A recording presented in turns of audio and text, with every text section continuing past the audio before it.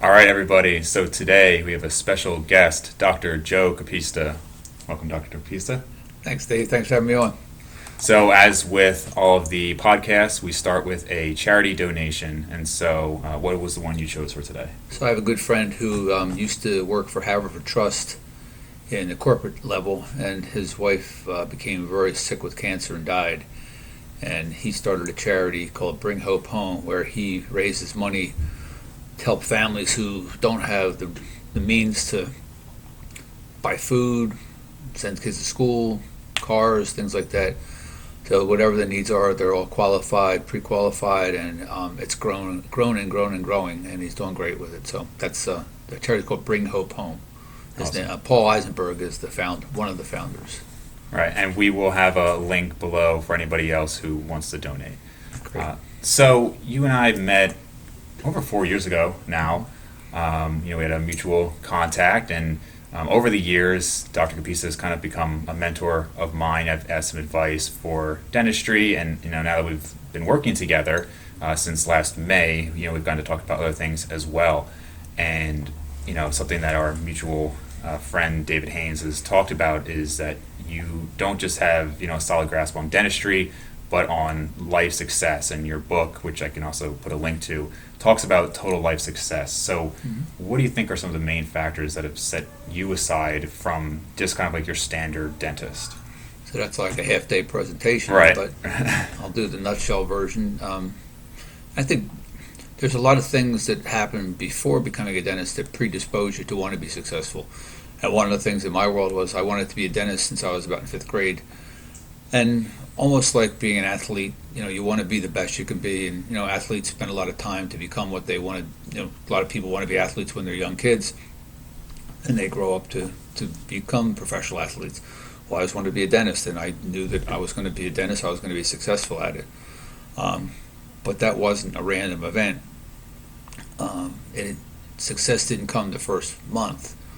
But relatively quickly, after the first year in practice, I was making what the average dentist makes, and after the second year, probably almost double that. But that wasn't really the gauge of success. So over the years, Dave mentioned my book. It's What Can a Dentist Teach About Business, Life, and Success?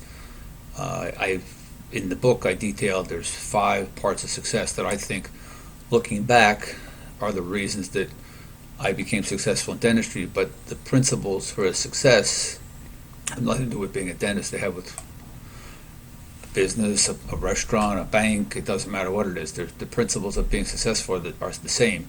The first is to be an expert at what you do, be the best you can be. And obviously, if you're a dentist, you don't want to be a bad dentist, but there are some bad dentists out there, but most are really good. But, you have to strive to always be the best that you can be. The second is, which is probably one of the more important ones, is to have, Dave mentioned, have mentors in your life. I'm helping to mentor him now, but the things that I've learned, I didn't create. I learned through other people, and I call a mentor someone who provides accelerated learning.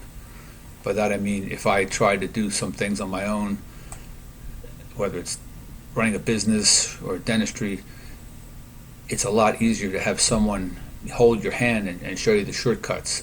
And a lot of times people aren't receptive to having a mentor in their life. But I think, as I said, be the best you could be, have mentors. And the third is develop sales skills. And when I say sales skills, people think of people selling cars and things on television. But that's not really what I mean. It's about having communication skills, because sales is really communications. It's whereby you talk and people say yes to things that they want or need. And in dentistry, if you don't have the skill, in any business, if you don't have the skill to have people get what they want or need, then you're failing. In fact, I tell dentists, if you think sales is a negative thing, and you don't present things in a way by the patient's going to benefit, then they're not going to do the dentistry. So if you don't have the ability to communicate to somebody, because as I said, sales is communication, then you're actually failing as a dentist, because if you don't have the verbal skills to help people come to a decision that they're going to benefit from more than you're going to benefit from, and once again, there's bad sales and there's good sales, when people are bad sales, they're making more money than the person's getting in benefit. But the benefit should be greater than what the amount of compensation you're receiving. And Henry Ford had a quote, if I could remember it. The amount of money you receive should be directly proportional to the amount of service and value that you provide to your customer. So, once again, unless you have the ability to communicate to them and they don't go ahead with the purchase or the treatment or whatever it is, then you're actually failing as a dentist. That was the third thing. The fourth thing was to control the way you think, because thinking controls your actions. And I'm a firm believer in the power of not positive thinking, but controlling your thinking. And there's a difference between positive thinking and controlling your thinking. There's been years ago people back in, they'd say, oh, if you just have positive thinking, everything's going to be okay. Well, that's not true, but you have to control the words that are in your brain. So it's not just positive thinking, it's whereby you have a positive reinforced thought process, whereby your thoughts, so there's something called quantum physics where there is actually a thought. People don't think of a thought as a quantifiable thing because you don't see it, but they know through quantum physics that thoughts create waves, and waves go out to the universe and they create either positive or negative feelings. And just as right now there's waves of music in this room through radios, but we don't see them, but they're still there. So by controlling the way you think, it controls the way you feel, and your feelings control your actions. So I could talk much longer on this, but I'll cut it short. But basically, I was told many, many times when I was in my younger days trying to build a practice that you're going to burn yourself out. You can't keep working like this. You're not going to be able to do it. And my thinking was not that way. So my thought process helped me get through the times where I was just working 60, 70 hours a week, trying to run a business, trying to be successful.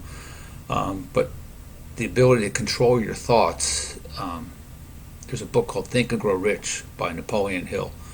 And he talks about the 7 positive and 7 negative emotions, and they're all controlled by thoughts. So if your thoughts are always about anger, hatred, greed,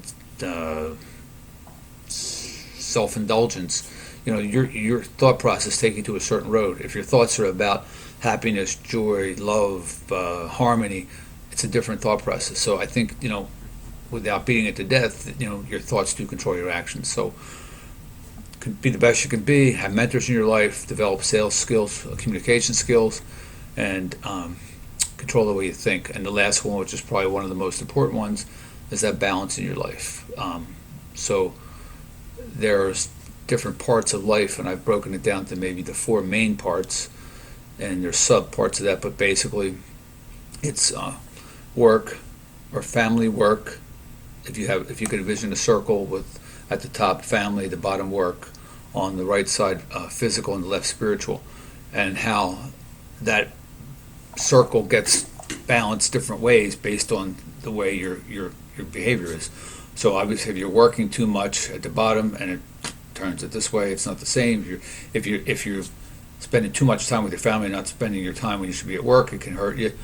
If your physical is suffering because of eating habits, alcohol, drugs, that's going to affect your inner part, and the spiritual part helps you maintain all these things together. So that's a real. I'm a firm believer in all those things. I mean, I can go into more detail if you want.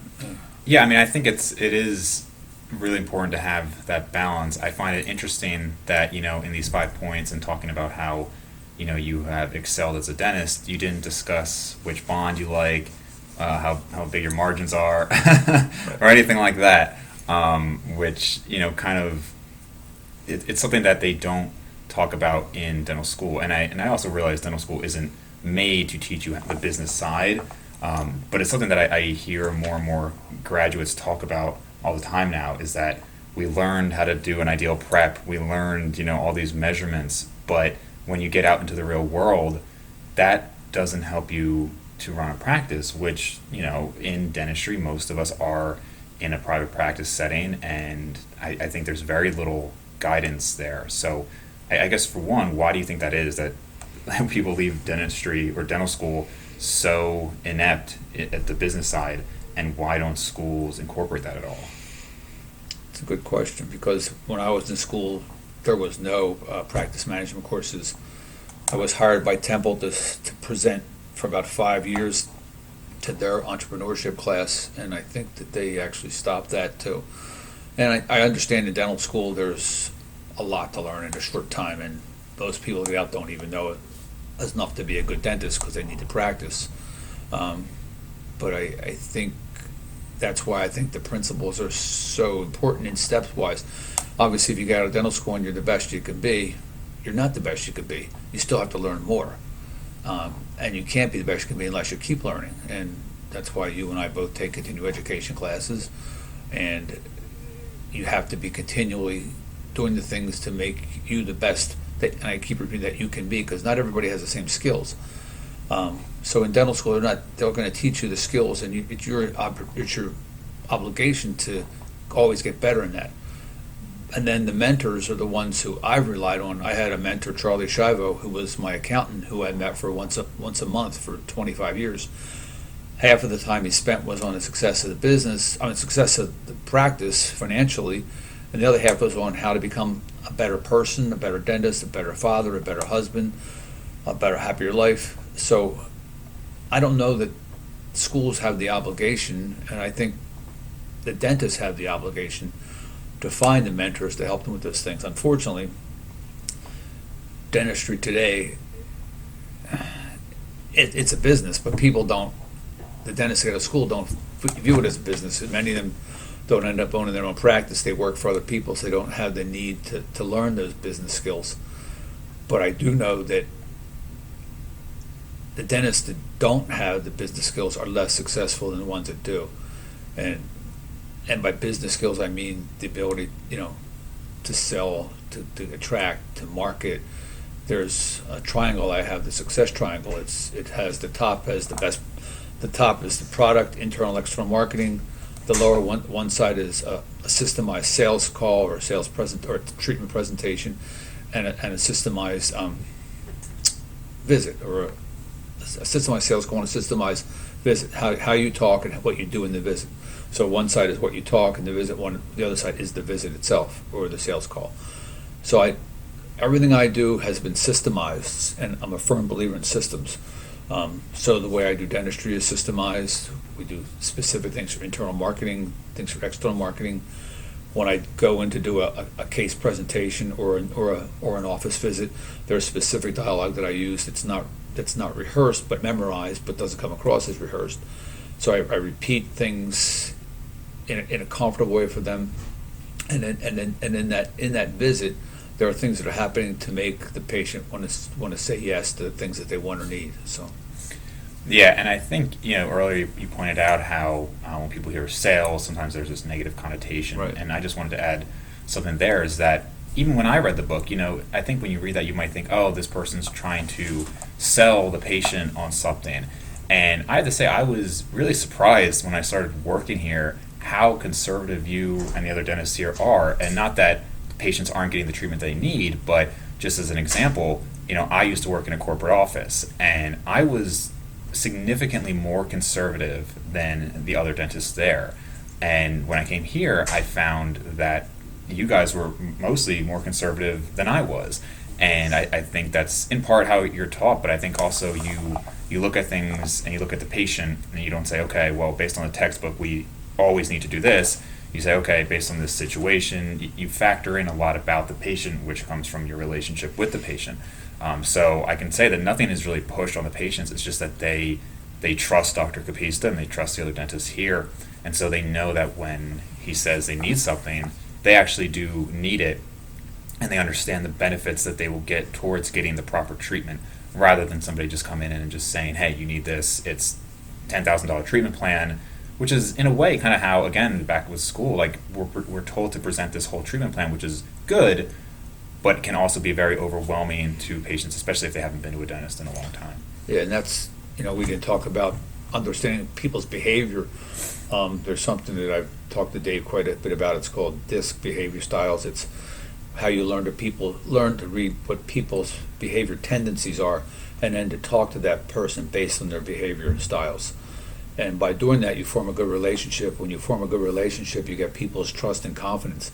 And once people have your trust and confidence, then they buy from you. They buy from people they trust and have confidence in. So it's not sales, the communication part of sales, that's what's important. And the way that you communicate based on understanding the person's behavior is really important. And then once you have that trust and confidence, you can almost present anything, and they're willing to accept it. Obviously, finances could be an issue, but a lot of times people find a way to pay for things even though they don't have a lot of money. So because they trust, and they know that the things that we're doing are there to benefit them more than they benefit us. Right, right. And I just mentioned that I worked in corporate. You mentioned before that a lot of people aren't going into private practice now, and so they might only need the dental skills and like the clinical skills. Right. This is certainly a trend we're seeing. I think something like 20% of offices now are at least part of corporate, whereas before, it was basically none. And that, along with how much insurance is a factor now, to me, it seems like are the two biggest factors for how dentistry is changing. So I just wanted to kind of get your thoughts on where you think it's going from here, and if you think it's a good or bad thing for dentistry as a profession and patients. I think there's a lot to answer there, but I think the concept is okay. The implementation of the concept isn't done so well, though. They put people in a position where they put them on production goals. They have to do a certain amount of dentistry. A lot of times, most of the time, the dentists getting to school have large school loans, so they're under pressure to make money for themselves and for the company. They have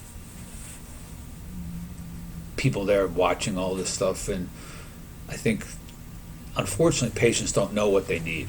And there's a fine line between presenting what they need or presenting what you think is going to help you be successful. Because a lot of times things are getting done that, not that they're not mistreated, they're just maybe overtreated sometimes. So I think that the way we practice is a model that is dying, and I think that the other side of the coin is to always be room for this model, though. Because we see these people who come to our practice and they have to leave because they have to go to the insurance office where corporations run it, and they go there and they detect that they're being sold something that they don't need or want, or they're being oversold, and they come back.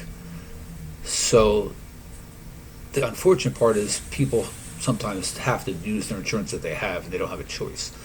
But I think if you provide good customer service, high quality care, treatment, good environment for the workplace, that people will come to you and pay the difference.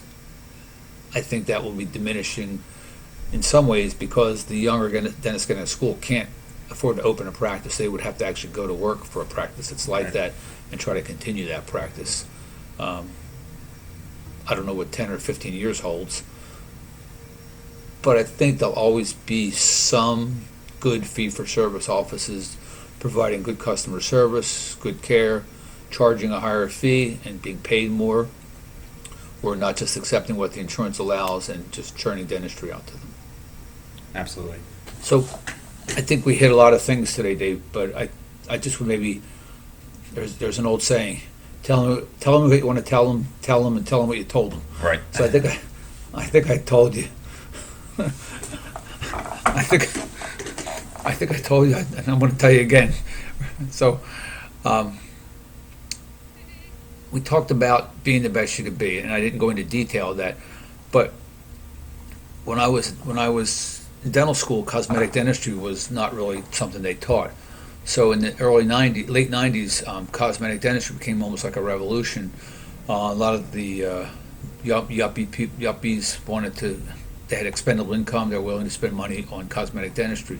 The only problem was I never really learned how to do cosmetic dentistry. I knew how to do dentistry, and I could take some courses, but I knew that if I was going to get people in and be charging large fees for cases, $10,000, $15,000, that we had to do the best that was possible. So I went to a place called the Las Vegas Institute, where I think I went there 6 times, thousands of dollars, where you bring patients there to do the work. So I mean, not every dentist was willing to make that sacrifice. Develop sales and marketing skills when in the I think it was in the 80s, late 80s, I actually paid a consultant to come in to teach us how to do better dentistry and then how to present dentistry. He gave us a real canned, systemized way to how to communicate with people. And I had dentists laugh at me because at the time it was $9,700 for a 1-week consultation. They said I was crazy. It actually turned out to be one of the best things that I ever did, and we used that and continue to grow with that. So to develop the product and the sales and marketing, there were some of the things we did to get to that point. Mentors, when Charlie Shivo, he would say to me, Joe, you have to learn the dentistry, but you have to learn the other things too. And I think I probably took more courses outside of dentistry than most dentists take in dentistry. I took courses on behavior style, self-improvement, controlling your thinking, management. I would listen to they weren't podcasts, but that we had cassettes, like tapes, that, yeah. and just I couldn't get enough of it. So those are the 3 areas. I said how to be a better dentist, how to get the mentors. So a mentor, it can be somebody like sitting face to face with you, but I had more mentors I've never met. Earl Nightingale, Zig Ziglar, these are all famous people who are dead now, who taught you how to be self-motivated, how to be the best you can be. The thinking part, I mean, that's an ongoing process because human nature is to think in a way that takes you the wrong direction, and you have to be constantly controlling your thoughts. So it's not, as I said, it's not positive thinking, it's controlling your thought process. And then the balance part, I could go into much more detail, but I mean, when I was 29 years old, I was making a lot of money. I had a Mercedes-Benz, a 5-bedroom house, and I wasn't happy because my family was suffering. So I did things, brought the consultants in, taught me how to run the business better so I could spend more time with my family. Physically, I was working way too many hours, not eating right, not sleeping right, drinking not a lot, but I would have a beer here at night after work. And so I made a commitment when I was 28 or 29 that I would run 5 days a week, rain or shine. And up until recently, when I changed my exercise program, when I was still running 5 days a week, I can tell you that I never went to the door and said, I'm not running today because it's cold, raining, snowy. If it was a day to run, I ran no matter what. So that part about the balance is really important because all those areas require commitment. You need a commitment to your family, you need a commitment to your work, you need a commitment to your spiritual world, whether it's religion or whatever it is. In my world, it's religion, and your physical world. And once you stop, how can I say this? Once you lie to yourself about your commitments, the first time it's hard. So if my commitment was to run 5 days a week and it was the 5th day and I didn't want to do it, and I made up a reason why I didn't want to do it, that was a lie, basically. And that's hard, but then the second time you lie about your commitment, it's easier. The third time it's easier, and pretty soon there's no more commitment. That's why there's always weight loss places, because people don't make commitments. But the commitment, I said, is not just about physical, it's about spiritual, it's about, having a faith, and it's about commitment to your family, commitment to your work world. So. Yeah, I think it's all great stuff, and we really appreciate you taking the time today. Thank you. I just wanted to say one other thing. You talked about the mentors, and it's interesting, actually. One of the reasons that Dr. Capista and I kind of connected early on was we had read a lot of the same books, and we had kind of followed the same people. And so even though, again, it wasn't face-to-face, some of his mentors inherently were actually some of my mentors. But I would also encourage people, if they can find an in-person mentor, I think that is really helpful. There are a lot of things that I've done well and other things that I maybe thought I'd done well, and then when you see yourself in a different context, you learn. And so working with Dr. Capista, there were certain things that he just showed me maybe I wasn't doing as well as I thought I was, I've gotten to see in person the value that he brings to other patients and even to myself. He did a great job with my veneers, and so I got to see that and then trust in his skills and trust that, okay, if he's having this effect on people, I can see that in person and then trust that I can then learn how to do that as well. So I think the books are great, podcast tapes, they're great. If you are able to find somebody in person to mentor you, I think that can be really helpful to go to that next level. There's so many things on YouTube. Brenda Bouchard, there's a whole bunch of good guys. Obviously, Tony Robbins, who doesn't do it as much, but Brenda Bouchard's a great young guy, really, really motivational. You can see him live. Be expensive to get as a personal mentor, but it doesn't have to be someone high end. It could be, somebody who you trust and has skills. That's all. Thanks again. Thank you.